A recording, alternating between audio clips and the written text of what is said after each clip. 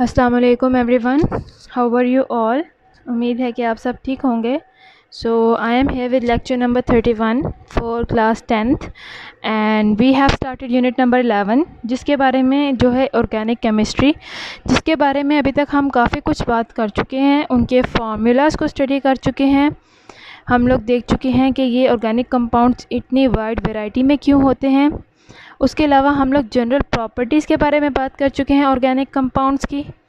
उसके अलावा हम लोग इनके नेमिंग सिस्टम पे, यानी कि पुराने ज़माने में ऑर्गेनिक केमिस्ट्री किस फील्ड को कहा जाता था और किस तरह वक्त के साथ साथ वेरिएशन आई हैं, इस सब के बारे में बात कर चुके हैं। अब हम लोग बात करते हैं सोर्सेज ऑफ ऑर्गेनिक कंपाउंड्स के। जो ऑर्गेनिक कंपाउंड्स हैं वो कहाँ कहाँ पे पाए जाते हैं, इनके सोर्सेज क्या हैं। जिस तरह के हम लोगों ने लास्ट लेक्चर में भी बात की थी कि जो नेचुरल ऑर्गेनिक कंपाउंड्स होते हैं वो पाए जाते हैं एनिमल और प्लांट्स की बॉडी में। उसके अलावा मैन मेड भी ऑर्गेनिक कंपाउंड्स होते हैं जो हम अपनी लेबॉर्ट्रीज़ में बनाते हैं। ठीक है, तो आज जब हम इस टॉपिक को ज़रा मज़ीद डिटेल में लेके चलते हैं कि सोर्सेज ऑफ ऑर्गेनिक कंपाउंड्स क्या होंगे, कहाँ कहाँ पे ऑर्गेनिक कंपाउंड्स किस तरह से हमें मिल सकते हैं। एनिमल्स से अगर आप हासिल कर रहे हैं तो किस तरह से मिलेंगे, प्लांट्स से अगर आप हासिल कर रहे हैं तो वहाँ किस तरह से मिलेंगे। ऑर्गेनिक जो कंपाउंड्स होते हैं वो नेचुरली अगर मिलते हैं तो वो नेचुरली प्रिपेयर किए जाते हैं एनिमल और प्लांट्स की बॉडी के अंदर। एनिमल जो होता है दो मुख्तलिफ़ किस्म के ऑर्गेनिक कंपाउंड्स बनाते हैं। ये हम एनिमल्स की बात कर रहे हैं। दो मुख्तलिफ़ किस्म के कंपाउंड्स बनाते हैं organic compounds, that is proteins, they are found in animals. ये ऑर्गेनिक कंपाउंड्स हैं। इसके अलावा बात करते हैं फ़ैट्स की, ये भी एनिमल्स की बॉडीज़ प्रिपेयर करती हैं। इस तरह ये भी ऑर्गेनिक कंपाउंड्स हैं जो कि एनिमल्स की बॉडी प्रिपेयर करती हैं। अगर हम बात करते हैं प्रोटीन की, तो प्रोटीन्स कहाँ पे पाए जाते हैं, मीट में, मटन, चिकन और एग्स में, यानी गोश्त में। उसके अलावा जो चिकन का मीट हो गया है, उसके अलावा चिकन में, उसके अलावा एग्स में, यहाँ पे प्रोटीन्स पाए जाते हैं। These are protein rich foods. अगर हम बात करते हैं फ़ैट्स की, तो fats are present in butter, milk etcetera, जिससे आप घी वगैरह बनाते हैं, वो सारे फ़ैट्स होते हैं। अगर हम प्लांट्स की बात करते हैं तो प्लांट बनाते हैं कार्बोहाइड्रेट्स को, एनिमल्स बना रहे हैं सिर्फ प्रोटीन्स और फैट्स को, और प्लांट्स इनके एडिशन में, प्रोटीन और फैट के एडिशन में कार्बोहाइड्रेट और विटामिन्स भी बनाते हैं। उसके अलावा ये हो गए लिविंग प्लांट्स और लिविंग एनिमल्स की बात हो गई। उसके अलावा जो डेड प्लांट्स होते हैं जो बरिड हैं अर्थ की क्रस्ट में, यानी कि जाहिर सी बात है जब कोई पौधा मर गया है तो वो उधर ज़मीन पे ही है। ठीक है, तो आहिस्ता आहिस्ता वक्त के साथ साथ वो ज़मीन के अंदर ऊपर लेयर्स आती जाएंगी, सॉइल की, रॉक्स की, हवा चली, आंधी आई, पानी आया, कुछ भी। ठीक है, तो वो क्या आहिस्ता आहिस्ता वक्त गुजरने के साथ साथ प्लांट्स जो होते हैं वो ज़मीन की लेयर के अंदर दबते चले जाते हैं और ज़मीन के अंदर दबते चले जाते हैं। तो ये जो डेड प्लांट्स होते हैं ये काफ़ी वक्त गुजरने के बाद, यानी कि ये नहीं कि आज प्लांट की डेथ हुई है तो अगले साल आपको इससे ऑर्गेनिक कंपाउंड मिल जाएंगे जिनकी हम बात करने वाले हैं, ऐसा नहीं है। इनको हज़ारों साल लग जाते हैं और बायोकेमिकल प्रोसेस होता है। बायोकेमिकल वर्ड जो है is made up of two words, bio यानी कि लिविंग ऑर्गेनिजम्स, और एक है केमिकल, यानी कि वो लिविंग ऑर्गेनिजम्स मिलके कुछ केमिकल रिएक्शंस कैरी आउट करते हैं उन डेड प्लांट्स की बॉडीज़ में। जैसे माइक्रो ऑर्गेनिजम्स हो गए, डिकम्पोजर्स हो गए, वो कुछ केमिकल रिएक्शंस को कैरी आउट करेंगे उन डेड प्लांट्स की बॉडीज़ में, और उससे हमें मिलता है कोल, पेट्रोलियम, जैसे ये फॉसिल फ्यूल्स वगैरह होते हैं। उसके अलावा ये जो सारे मिलते हैं हमें डिफरेंट पेट्रोल, डिफरेंट जो हमें ज़मीन के अंदर से मिलते हैं, नेचुरल गैस हो गई, ये सब के सब जो प्लांट्स मर चुके हैं आज से कई हज़ारों सालों पहले, कई लाखों सालों पहले, वो क्या था, जिस तरह मैं आपको पहले भी बता चुकी हूँ कि वो वक्त गुजरने के साथ साथ जिस तरह टाइम गुजर रहा है उनके ऊपर लेयर्स आती जा रही हैं सॉइल की, और वो ज़मीन की क्रस्ट के अंदर अंदर जाते जा रही हैं उनकी बॉडीज़ जो आज से कई हज़ारों साल पहले मर चुके हुए थे। फिर क्या है, क्योंकि अंदर ज़मीन के अंदर जाके एक तो वहाँ पे हीट उनको मिलती है उनकी बॉडीज़ को, सेकेंडली वहाँ पे प्रेशर बहुत ज़्यादा होता है, तो वहाँ पे जो माइक्रो ऑर्गेनिजम्स प्रेजेंट होते हैं मुख्तलिफ़ किस्म के, वो आके उस डेड ऑर्गेनिज़म के ऊपर हमला करते हैं, अटैक करते हैं, और डिफरेंट बायोकेमिकल प्रोसेसेस होते हैं, यानी कि केमिकल प्रोसेसेस जो उन लिविंग माइक्रो ऑर्गेनिज़म की मौजूदगी में होते हैं। ठीक है, और उसकी वजह से हमें मिलते हैं मुख्तलिफ़ प्रोडक्ट्स जिसमें कोल है, पेट्रोलियम है, उसके अलावा गैस है। ये जो मटेरियल्स हैं ये मेन सोर्स हैं ऑर्गेनिक कंपाउंड्स के, यानी कि ऑर्गेनिक कंपाउंड्स ना कि हमें सिर्फ लिविंग प्लांट्स और एनिमल्स से मिलेगा, बल्कि ऐसे प्लांट्स और एनिमल्स, इसमें जिस तरह मैंने प्लांट्स की बात बताई है, सिमिलरली एनिमल्स का भी इसी तरह है कि जब वो मर जाते हैं तो आहिस्ता आहिस्ता उनके ऊपर अर्थ की लेयर्स आना शुरू हो जाती हैं कई साल गुजरने के बाद, और वो ज़मीन के अंदर दफन हो जाते हैं। तो वो ऐसे ही ज़मीन के अंदर, क्योंकि प्रेशर बहुत हाई होगा उनके ऊपर, उनकी बॉडीज़ के ऊपर, और वहाँ पे टेम्परेचर हाई होगा, तो माइक्रो ऑर्गेनिज्म आएंगे, उनके ऊपर अटैक करेंगे, कुछ बायोकेमिकल प्रोसेसेस होंगे और हमें कोल, पेट्रोलियम और गैस मिल सकता है। तो ये जो मटेरियल्स हैं ये मेन सोर्स हैं ऑर्गेनिक कंपाउंड के from dead plants and animals. हम लोगों को हज़ारों की तादाद में ऑर्गेनिक कंपाउंड्स मिल सकते हैं by destructive distillation of coal and fractional distillation of petroleum. ये दो क्या हैं, हम कह सकते हैं कि दो तरीके हैं। डिस्ट्रक्टिव डिस्टिलेशन, जिसमें हम कोल आपको एक प्रोडक्ट मिला है, ठीक है, अगर आप उसको डिस्ट्रक्टिव डिस्टिलेशन के प्रोसेस से गुजारते हैं तो आपको उससे हज़ारों की तादाद में मुख्तलिफ़ किस्म के ऑर्गेनिक कंपाउंड्स हासिल हो सकते हैं अगर आप प्रॉपर्ली सारा प्रोसेस को कैरी आउट करेंगे। सिमिलरली फ्रैक्शनल डिस्टिलेशन से जब आप पेट्रोलियम को पास करते हैं तो उससे भी आपको हज़ारों की तादाद में मुख्तलिफ़ किस्म के ऑर्गेनिक कंपाउंड्स हासिल होते हैं। अब उन्होंने आपको क्या बताया है कि नीचे सोर्सेज का पूरा एक टेबल दे दिया है कि जो सोर्सेज ऑफ ऑर्गेनिक कंपाउंड्स, एक तरफ एनिमल्स, दूसरी साइड पे प्लांट्स। एनिमल्स क्या क्या हैं, प्रोटीन्स हैं, फैट्स, ऑयल्स हैं, जो हम पहले भी पढ़ चुके हैं। अगर लिविंग प्लांट्स की बात करें तो उसमें कार्बोहाइड्रेट्स हैं, प्रोटीन्स हैं, वाइटामिन्स हैं, ऑयल्स हैं, और साथ में उन्होंने सारे आपको उनके सोर्सेज बता दिए हैं कि जिस तरह कार्बोहाइड्रेट्स हैं वो वीट से, मेज़, पोटैटोज़, बार्ले, राइस। प्रोटीन्स जो हैं वो हमें मिलते हैं पल्सेस से, बीन्स से। वाइटामिन्स मिलते हैं हमें एप्पल, ऑरेंज, बनाना से। ऑयल्स मिलते हैं हमें palm oil, olive oil, soybean oil, peanut oil, sunflower oil. तो ये बात हो गई है लिविंग प्लांट्स एंड एनिमल्स की। इसी तरह अगर डेड प्लांट्स की बात करें तो डेड प्लांट्स से हमें मिलता है कोल, पेट्रोलियम और गैस, ठीक है। तो these are the sources of organic compounds.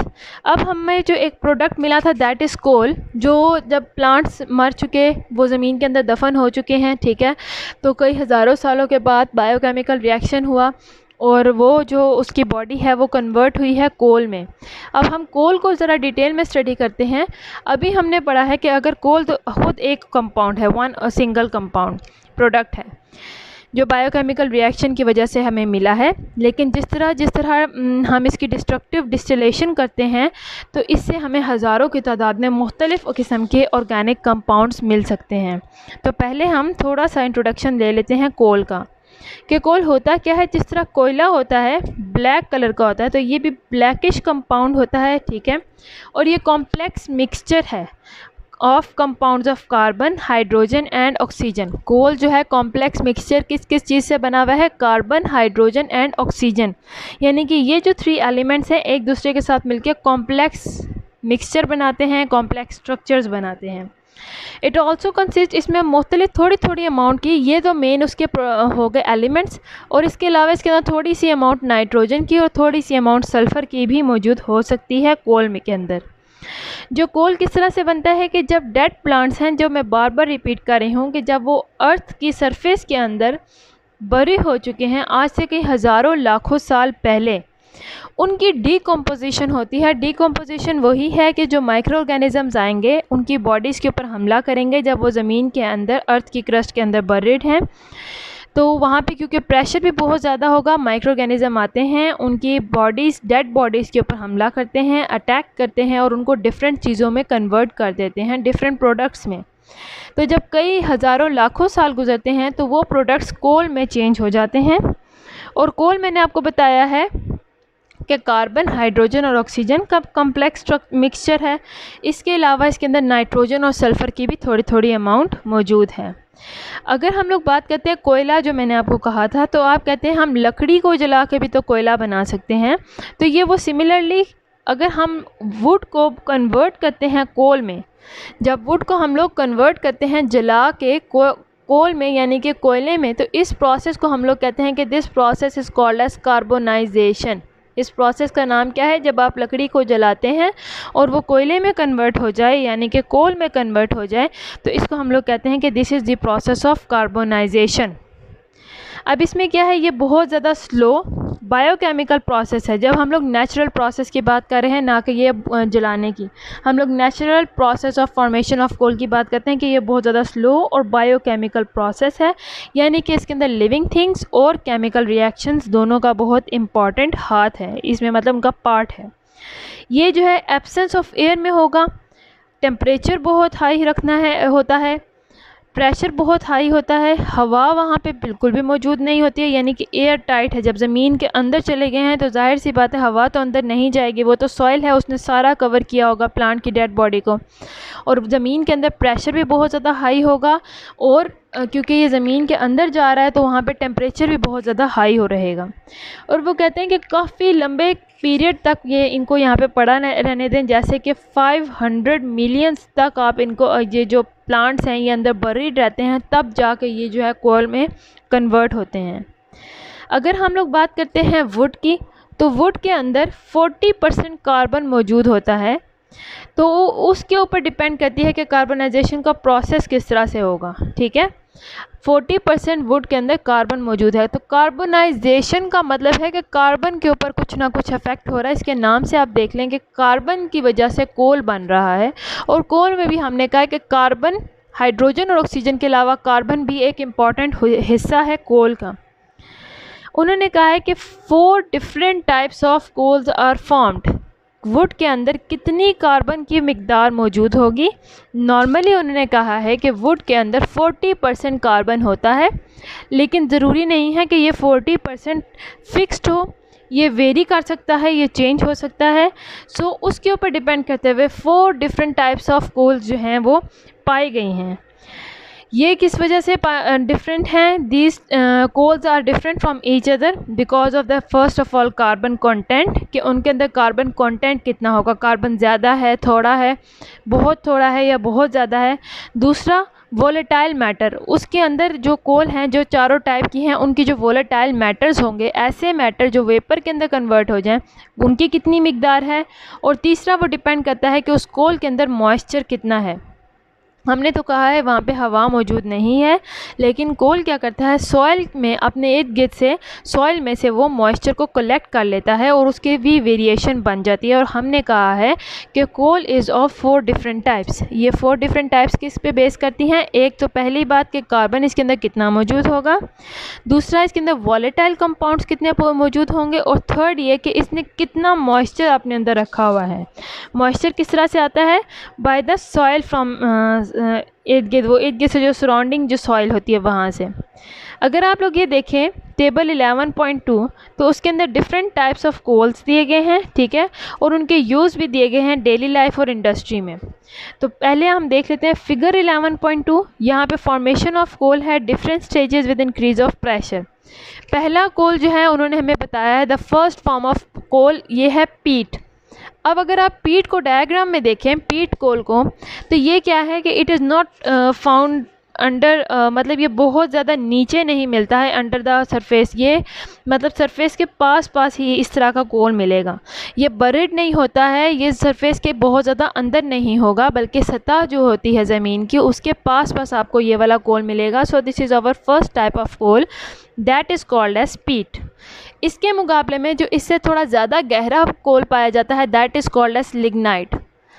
पीट के मुकाबले में, इसके मुकाबले में ये ज़्यादा गहराई में पाया जाता है, but not in much deeper, बहुत ज़्यादा गहराई में नहीं। लेकिन अगर पीट से कंपेयर करें तो लिग्नाइट की जो बरिड की लेंथ है तो वो ज़्यादा होगी। एक और बात आपको बताती चलूँ कि जिस तरह वो नीचे जाता जाएगा ज़मीन में, वो ज़्यादा नीचे दफन होते जाएंगे, तब प्रेशर ज़्यादा इंक्रीज़ होगा। यहाँ पे प्रेशर तकरीबन कह लें ना होने के बराबर है, ठीक है, यहाँ पे प्रेशर थोड़ा सा इंक्रीज़ हो गया। Now talking about the third type है हमारे पास bituminous coal. This is called as third type of coal, bituminous coal. और ये लिग्नाइट के मुकाबले ज़्यादा गहराई में होगा, तो इसका मतलब कि इसके ऊपर प्रेशर भी हाई होगा।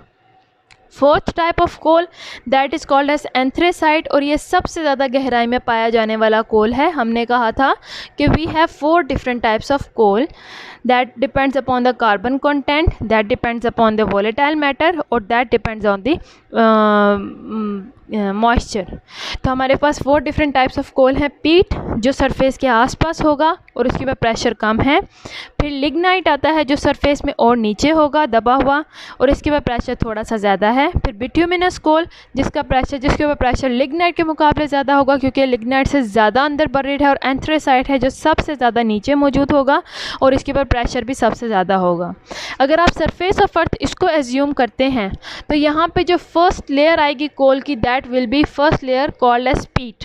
और यहाँ पे क्योंकि ये सरफेस के पास है इसलिए यहाँ पे प्रेशर बहुत ज़्यादा कम है। दूसरी बात करते हैं, जो दूसरी लेयर आएगी that will B of lignite और ये पीट के मुकाबले ज़रा ज़्यादा गहराई में पाया जाएगा और इसके बाद प्रेशर भी थोड़ा ज़्यादा होगा एज़ कम्पेयर टू पीट। थर्ड हम लोग बात करते हैं लेयर की, वो बिट्यूमिनस है। थर्ड लेयर जो है वो पीट से भी ज़्यादा गहरी है, लिग्नाइट से भी ज़्यादा गहरी है, यानी सरफेस ऑफ अर्थ में अंदर जाके डीप पर सरफेस ऑफ अर्थ में है, ठीक है।